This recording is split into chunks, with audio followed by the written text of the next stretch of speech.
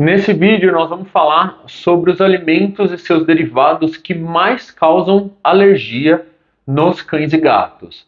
Então, o primeiro e o grande causador de alergias é o trigo. Então, a gente sabe que o trigo ele está presente em algumas rações, ele está presente naquilo que a gente acaba dando pedacinhos ao longo do dia ali para os animais. Então, macarrão, pizza, esfirra, todos esses alimentos que contêm massa e que o animal adora e a gente acaba dando pedacinho ao longo do dia, principalmente no final de semana, causam muita alergia e alguns petiscos também têm trigo. Então, para conseguir fazer aquela massa certinha, normalmente acaba usando trigo. Então, se o animal tem uma pele mais sensível, tem muita alergia, não dê nada que tenha trigo, porque senão com certeza ele vai desencadear o processo alérgico.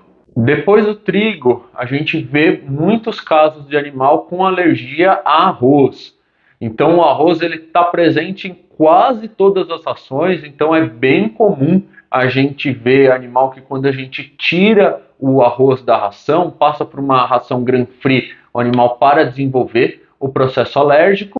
A gente vê muitas pessoas dando uma ração grain-free, por exemplo, e dando arroz cozido. Não resolve de nada. Então, se o animal tem alergia a arroz, ele não pode comer arroz em lugar nenhum, seja ele na ração, seja ele in natura, aquele arroz de cachorro, ou em petiscos também. A gente sabe que vários petiscos hoje, próprios para animais, usam arroz na formulação. Depois do arroz, a gente acaba vendo o leite como um vilão. Então, existem rações que têm leite, tomem cuidado, principalmente ração de filhote, algumas acabam tendo leite. Iogurte, aí é comum o tutor deixar o animal lamber o potinho de iogurte ali, isso pode desencadear o processo alérgico.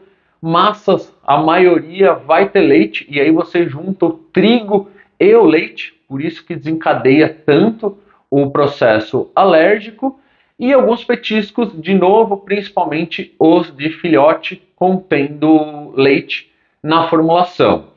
Por último, queijo. Então não é tão comum o tutor que dá queijo, mas existem alguns tutores que acabam dando pedacinho quando estão comendo, e aí o queijo também pode causar alergia. Das proteínas, a gente sabe que a carne vermelha é a que causa mais alergia, então rações de qualidade mais baixa a gente tem são à base de carne bovina. A gente sabe que as rações de média para boa qualidade acabam usando frango. Então, se você dá uma ração de baixa qualidade, troca que seu animal pode melhorar.